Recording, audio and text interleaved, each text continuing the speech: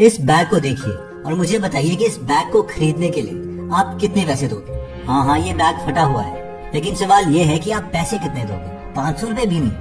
Exactly मैंने भी यही सोचा था, लेकिन इस बैग का प्राइस $15,917 है, यानी करीबन 12,73,360 रुपए। ये बैग इसलिए महंगा है क्योंकि इसमें ये लोगो लगा है LV यानी लुई वुइटन, जो कि एक प्रीमियम प्रोडक्ट है। और हाँ, अगर आप इस ब्रांड के जूते पहन लेते हो तो शायद करीना कपूर भी आपको नोटिस कर ले, जैसे कि कपिल शर्मा के शो में उन्होंने इन सेलिब्रिटीज के जूते नोटिस किए थे। जी आज सबसे महंगे जूते अक्षय सर के। आपके भी कम नहीं है। वो पराठा के। वो लुई वुइटन के। हाँ बस ऐसे ही। हम देख रहे हैं। नजर एक आंख इधर एक आंख उधर है। ओकेली ब्रांड लुई वुइटन ओन करते हैं मिस्टर बर्नार्ड आर्नोल्ड, और इनके पास अभी $211 बिलियन है। और जिस समय मैं ये वीडियो बना रहा हूँ उस वक्त ये दुनिया के सबसे रिचेस्ट इंसान है। ये इतना ज्यादा पैसा है कि इसमें 2 मुकेश अंबानी और एक गौतम अदानी की वेल्थ समा जाए। तो शुरू से समझते हैं कि ये लुई वुइटन कौन थे और ये ब्रांड बर्नार्ड के हाथ में कैसे पहुंचा। देखिए, लुई वुइटन 1821 में फ्रांस के एक छोटे से गांव में पैदा हुए थे जिसका नाम था अंचे। इस गांव में कोई बिजली वगैरह नहीं थी। लुई के डैड एक किसान थे और माँ टोपियां सिलती थी। लुई की बहुत ही कम स्कूलिंग हुई क्योंकि उनका मैक्सिमम टाइम अपने डैड के साथ खेतों में ही जाता था ताकि ये लोग 2 वक्त का खाना खा सके। लुई जब 10 साल के ही थे तो उनकी माँ की डेथ हो गई और उनके डैड ने दूसरी शादी कर ली। लुई को ये अच्छा नहीं लगा और 13 साल की उम्र में ही वो घर से भाग गए। उनका प्लान था कि पेरिस जाएंगे और वहाँ जाके वो एक बड़े आदमी बनेंगे, पर पेरिस उनके गांव से 200 किलोमीटर दूर था और उनके पास एक फूटी कौड़ी नहीं थी खाने के लिए भी।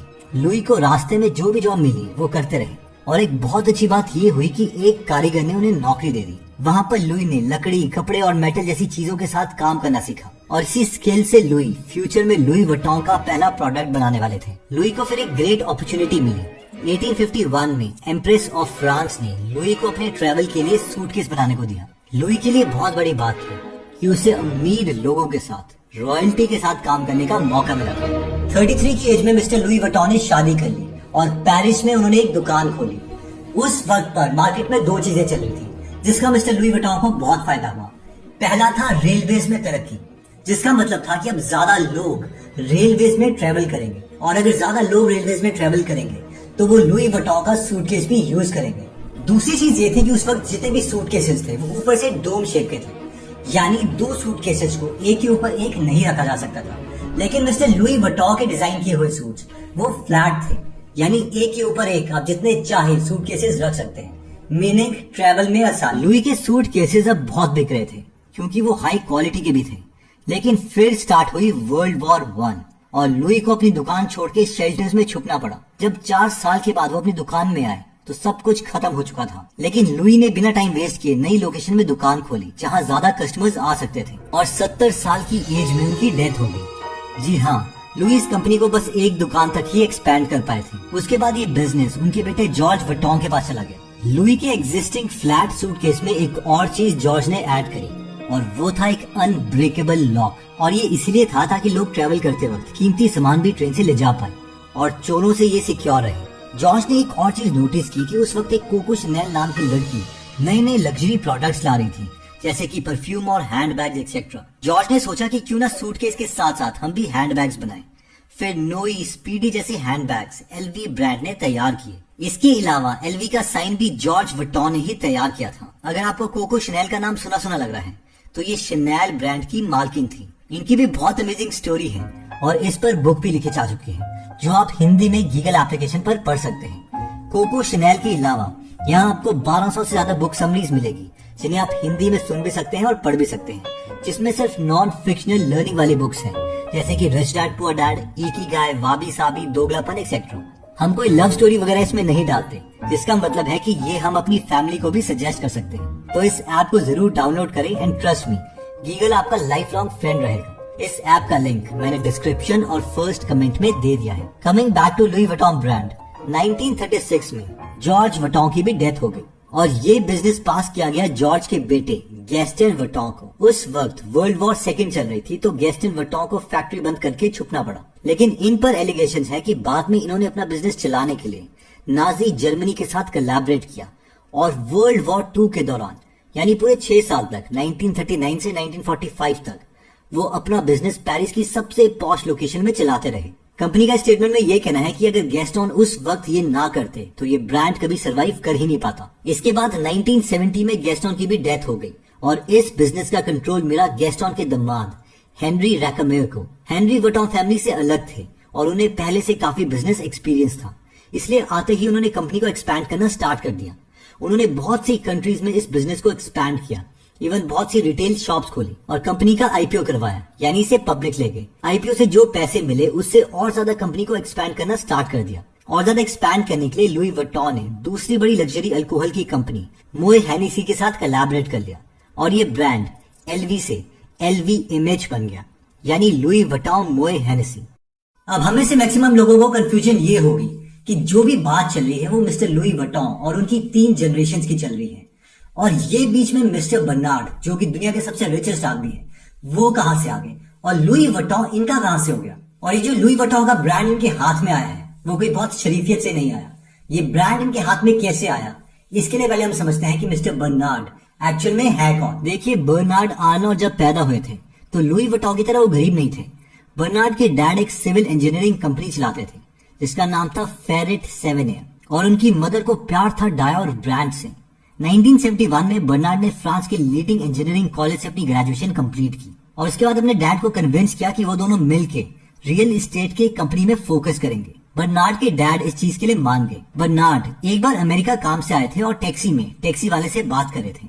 उन्होंने उस टैक्सी ड्राइवर से कहा कि क्या तुम फ्रांस के प्रेसिडेंट का नाम जानते हो? तो उस पर टैक्सी ड्राइवर ने कहा, नहीं, मैं प्रेसिडेंट वगैरह का नाम नहीं जानता, लेकिन हाँ, मैं क्रिश्चियन डायर ब्रांड को जरूर जानता हूँ कि वो फ्रांस का ब्रांड है। ये बर्नार्ड के लिए बहुत बड़ा लेसन था कि जो ब्रांड का नाम है वो एक बहुत ही पावरफुल चीज है। अब हुआ यह कि फ्रांस में वापस आने पर उन्हें पता चला कि जो क्रिश्चियन डायर की कंपनी है उसका दिवालिया निकलने वाला है और फ्रेंच गवर्नमेंट उसकी नीलामी करने वाली है। बर्नार्ड ने अपने पार्टनर्स की मदद से इस लॉस मेकिंग कंपनी को खरीद लिया। इसके बाद अगले 2 साल में मिस्टर बर्नार्ड ने 9000 एम्प्लॉइज को निकाल दिया, जिसकी वजह से इन्हें ये निकनेम भी मिला, द टर्मिनेटर। अब उन्होंने ये नई खरीदी पूरी मेगा कंपनी के सारे बिजनेसेस बेच दिए, सिर्फ 2 बिजनेसेस के बजाय। पहला था क्रिश्चियन डायर और दूसरा था ली बॉन मार्शे। 1987 तक आते आते बर्नार्ड ने इस कंपनी की दिशा चेंज कर दी। ये कंपनी प्रॉफिटेबल हो गई और इस कंपनी ने $1.6 बिलियन का रेवेन्यू किया। इस समय तक बर्नार्ड गैस्टन वुइटन के दामाद हेनरी रैकमेयर के फ्रेंड बन चुके थे, और जब एलवी और एमएच ब्रांड का मर्जर हुआ था तो हेनरी ने तो ये सोच के मर्जर किया था कि एमएच के साथ कंपनी मिला के वो जल्दी से ग्रो करेंगे। लेकिन हेनरी की मोए हेनेसी कंपनी के प्रेसिडेंट के साथ बन नहीं रही थी। वो इतने फ्रस्ट्रेट हो गए कि उन्होंने अपने पुराने फ्रेंड बर्नार्ड के बारे में सोचा कि ये सिचुएशन में उनकी हेल्प करेंगे। हेल्प का तो पता नहीं, लेकिन उस वक्त बर्नार्ड LVMH ब्रांड में बहुत इंटरेस्टेड हो गए थे और वो इस कंपनी का पूरा कंट्रोल चाहते थे। 1988 में बर्नार्ड ने $1.6 बिलियन खर्च करके एक होल्डिंग कंपनी बनाई। इस कंपनी ने धीरे धीरे LVMH के शेयर्स खरीदना स्टार्ट कर दिया, जो कि पब्लिकली अवेलेबल थे। 24% LVMH के शेयर्स इस कंपनी ने खरीद लिए। इसके बाद बर्नार्ड ने $600 मिलियन और खर्च करके LVMH के 13.5% शेयर्स और खरीद लिए, जिससे वो पूरी कंपनी के सबसे बड़े शेयर होल्डर बन गए। जब ये बात हेनरी को पता चली तो उन्हें बहुत गुस्सा आया और उन्होंने बर्नार्ड के ऊपर केस कर दिया, लेकिन कोर्ट में ये केस बर्नार्ड जीत गए। इसके बाद बर्नार्ड ने कंपनी का एक्सपेंशन स्टार्ट कर दिया और 11 सालों में कंपनी के प्रॉफिट को 5 गुना कर दिया। उन्होंने एक के बाद एक लग्जरी ब्रांड्स की कंपनी को खरीदना स्टार्ट किया। 1994 में LVMH ने परफ्यूम फर्म गुरलेन को खरीदा, 1996 में लो को, फिर मार्क जैकब्स को, फिर सेफोरा को, फिर थॉमस पिंक को, फिर एमिलियो पुची, फेंडी, DKNY और फिर ला सेमोरिटे। 11 दिसंबर 1999 में न्यूयॉर्क में द मोस्ट फेमस 24 मंजिला LVMH टावर भी बनाया गया। इतना ही नहीं, बर्नार्ड की नजर इटालियन लेदर कंपनी गुची पर भी पड़ी और उन्होंने छुपके से इसके शेयर्स खरीदना स्टार्ट कर दिया और 5% तक गुची के शेयर्स खरीद लिए। जैसे ही गुची को इस साजिश का पता चला तो उन्होंने इसे क्रीपी टेकओवर की साजिश कहा। जैसे ही असलियत सबके सामने आई तो बर्नार्ड रुके नहीं, उन्होंने गुची के शेयर्स 34.4% तक खरीद लिए। गुची को फिर एक नई टेक्निक का पता चला कि अगर वो अपने एम्प्लॉइज को और शेयर दे दे तो बर्नार्ड के जो गुची में परसेंटेज की टर्म्स में शेयर है वो कम हो जाएंगे। सितंबर 2001 तक यही चलता रहा। फिर बर्नार्ड ने गुची के सारे शेयर $700 मिलियन के प्रॉफिट में सेल कर दिए और गुची का सपना छोड़ दिया। LVMH अभी 70 से भी ज्यादा ब्रांड्स को ओन करता है और 1.5 लाख से ज्यादा लोग इनके लिए काम करते हैं। बर्नार्ड का मानना है कि अगर इस तरीके का लग्जरी ब्रांड बनाना है तो उनका बिजनेस फैमिली बिजनेस ही होना चाहिए, वरना वो ब्रांड सस्टेन नहीं कर पाएगा। इसलिए अभी बर्नार्ड के 5 बच्चे हैं 2 पत्नियों से, जो उनका सारा बिजनेस संभालते हैं। डेल्फिन आर्नो चेयरमैन और सीईओ हैं क्रिश्चियन डायर की। Alexandre Arnault EVP Tiffany and Co के चेयरमैन हैं। एंटोइने आर्नो सीईओ हैं क्रिश्चियन डायर एसी के। फ्रेडरिक आर्नो सीईओ हैं टैग ह्यूअर के। जे आर्नो डायरेक्टर हैं लुई वुइटन वॉचेस के। ओके, तो coming back to the reality. देखिए, मैंने जितने भी मिस्टर बर्नार्ड के इंटरव्यूज देखे उसमें वो एक ही बात कहते हैं कि मेरे लिए लग्जरी का मतलब है कि अगले 5-10 सालों में लोग मेरे ब्रांड को कैसे परसीव करेंगे। अगर मैं उनके मन में डिजायर क्रिएट कर सकता हूँ, एक इच्छा क्रिएट कर सकता हूँ, तो मैं उसे एक लग्जरी ब्रांड मानता हूँ। और अगर मैं इच्छा क्रिएट नहीं कर सकता तो वो लग्जरी ब्रांड नहीं। इसके साथ जो मुझे लगता है कि 4 जनरेशन लगी इस ब्रांड को खड़ा करने के लिए। लुई वुइटन इस बिजनेस को सिर्फ एक शॉप तक खोल पाए। उनके बेटे जॉर्ज ने उसे थोड़ा सा एक्सपैंड किया, नए प्रोडक्ट्स लाए जैसे कि हैंडबैग्स एक्सेट्रा। फिर गेस्टन आए, उन्होंने थोड़ा और एक्सपैंड किया। और फाइनली मेन एक्सपेंशन स्टार्ट हुई हेनरी के टाइम में, जब उन्होंने उसे और कंट्रीज में एक्सपैंड करना स्टार्ट किया। इसके अलावा मैक्सिमम एक्सपेंशन तो बर्नार्ड ने की, और वो की उन्होंने और ज्यादा कंपनीज को एक्वायर करके। इतना ही नहीं, इनकी स्ट्रैटेजी ये भी है कि वो मिडिल क्लास लोगों के लिए भी कम प्राइस में प्रोडक्ट लाना चाहते हैं, जैसे कि $500-600 में, यानी 35-36 हजार। हाँ, ये लोगों के लिए चीप प्राइस ही है। और ये इसीलिए है ताकि मिडिल क्लास लोगों के भी मन में डिजायर क्रिएट किया जा सके, और फिर बाद में वो भी महंगे लग्जरी प्रोडक्ट्स खरीदें। और अगर हम देखें तो ये स्ट्रैटेजी तो एप्पल भी करता है। जो एंड्रॉइड का सबसे महंगे वाले फोन है, उतने में ही एप्पल अपना चीपेस्ट फोन का प्राइस रखता है। और एक बार जब लोग एप्पल क्लब में आ गए तो फिर वो स्टेटस के लिए एप्पल प्रोडक्ट छोड़ते ही नहीं है। बाकी मिस्टर बर्नार्ड की बात करें तो आपको क्या लगता है, इज ही ए श्रीव्ड बिजनेसमैन या फिर बिजनेसेस तो ऐसे ही चलते हैं? जो भी है कमेंट करके जरूर बताइएगा। और हाँ, कोको शनेल की बुक समरी लीगल एप्लीकेशन में जरूर सुने, इट इज वेरी इंटरेस्टिंग। जय हिंद।